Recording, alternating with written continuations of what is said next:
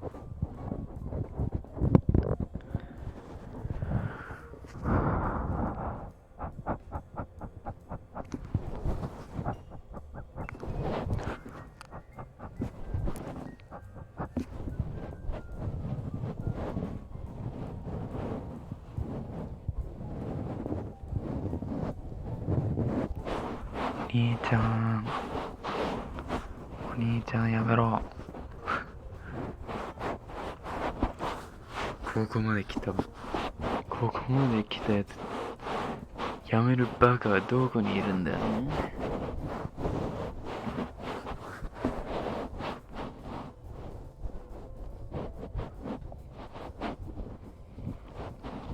怖いすぎる。は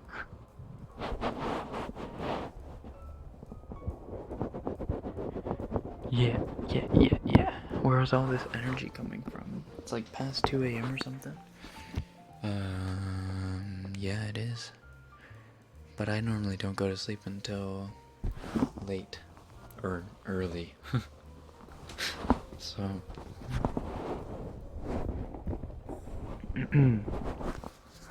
Nii-chan is half Japanese, half American?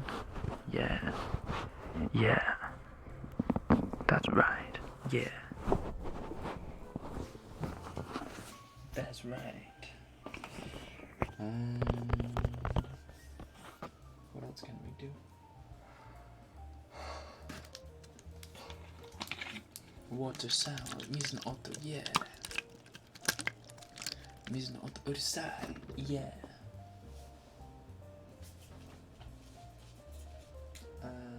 Headphone no oto.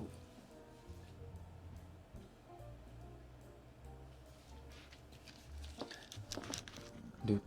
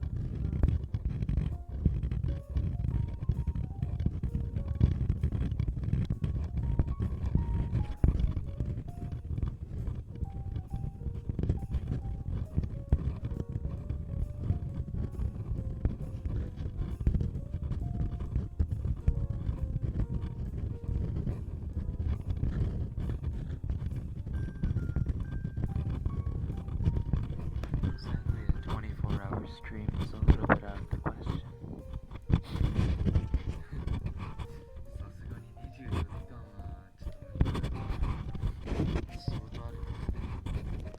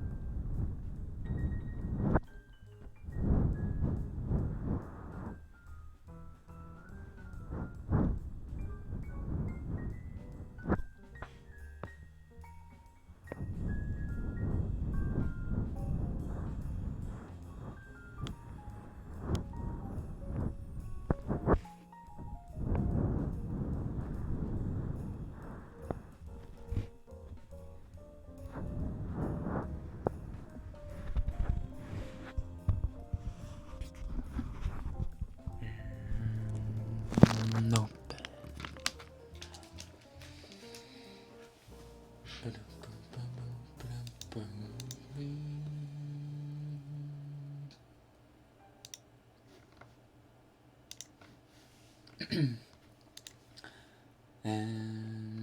we're getting close to the time we have to start. Actually, you know what?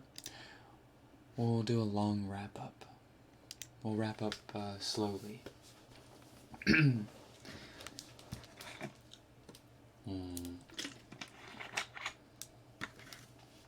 まだ来た。こんばんは、ゆきさん。ちょっとなんか前回もかなり遅かった気がするんだけどもうそろそろ終わるところですね。Okay. Anywho, for those of you who did not read the title, this is my last stream before the holidays. So I will be spending the holidays with you. Not you, but with you. We will be going to Kyoto sometime in later December. So we might post pictures and stuff. Other than that, yeah, we won't be streaming until next year. First Saturday of next year is probably when I'll stream next. So it'll be a couple weeks. So if you are gonna be missing me, all you have to do is go click on a past stream or video upload and get a dose of Rekken.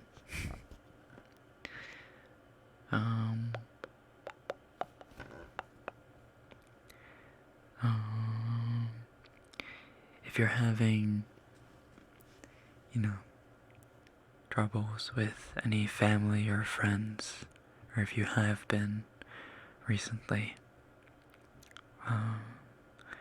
Christmas is the time of year that kind of can put all of that at rest, and you can try to find a way to make amends with said people. So remember, family's gonna be first always. They're gonna be the ones that looking out for you, except for some exceptions, unfortunately. But treat your family and friends with respect and kindness, and they will do the same for you. A very Merry Christmas to all of you. For those of you who don't celebrate Christmas, have a happy holiday. If you don't have a holiday this time of year, wherever you are, then, well, I just wish you good tidings. And have a very happy New Year. I will see you all in the roaring 20s next. Stay tuned for the 12 days of Rekken and you. Starting tonight, I guess. Because we haven't uploaded yet. 日本人の方はメリークリスマスと良いお年を。これが今年の最後の生放送になりますので、来年もどうもよろしくお願いします。今年はずっと見ててくれてありがとう。で、初見とかだったら来年もよろしくお願いしますね。では。Well, this is where I leave you all. Merry Christmas.